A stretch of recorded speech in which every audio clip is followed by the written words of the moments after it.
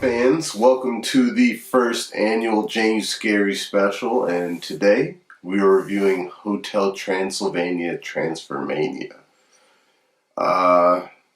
There's a lot to say about this film, Thanks to Amazon for sending me the link to watch it. So Hotel Transylvania Transformania is the fourth and potentially final film in the Hotel Transylvania franchise. It is basically about Johnny and Mavis potentially getting the hotel from Drac, but Drac's still not really trusting Johnny with the day-to-day works of the hotel. So he tells him, since you're not a monster, I can't give it to you guys. So he goes down to the dungeon and finds Van Helsing or whatever, and he turns Johnny into a monster, and in this case, Johnny turns into a dragon. Chaos ensues, and all the monsters, not all, most of the monsters turn into humans. This is the first Hotel Transylvania film I've watched in a while. I did not watch the third one. I remember watching the first one and somewhat enjoying it. Vaguely remember the second. I don't think I really cared at that age. But these films, they're fine. At least they started off fine. And watching this one is pretty bad, but it's obvious why they kept making them. The first one, I think, cost like, what, $80 million to make, made like 350 plus at the box office. The second one, same amount to make, made even more at the box office. The third one made the most out of all these films. So it was like, yeah, why not make a fourth film? Normally, I really enjoy kids' films. I've always enjoyed cartoons, even now as a fully fledged 30-something adult. I like watching cartoons. But Hotel Transylvania, whatever you want to call it, Hotel Transylvania 4, it is not a good movie. But let me start with some positives on this film. One, there is a message in the film when Johnny's hanging out with Drac where he's like, Drac, you're always finding the bad in things. And they're like roasting marshmallows on an open fire, and Drac burns his marshmallow. He's like, but there's good things you can find in even bad situations. He uses the marshmallow, he breaks it apart and shows how warm and gooey and delicious it is in the middle. I thought that was a sweet moment, and it was a good lesson for kids to learn.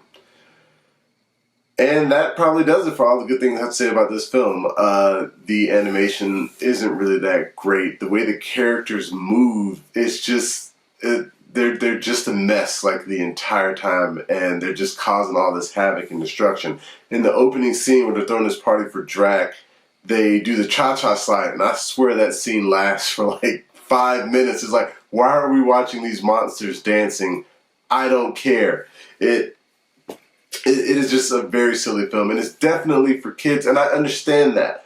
But when you're making animated films, you have to be like a Pixar or a Laika.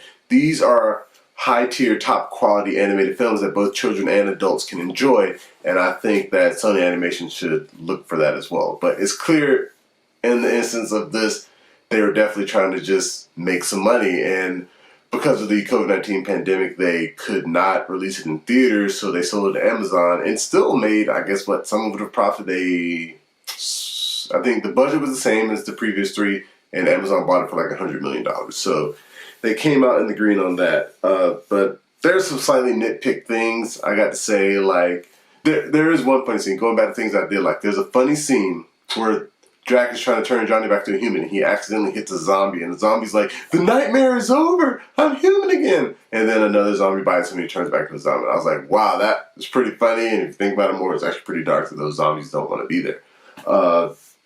But, like, other little nitpicky things, like, one, the Invisible Man. Is he really a monster, or is he just an invisible human? Like, when he turns human, people can see him now.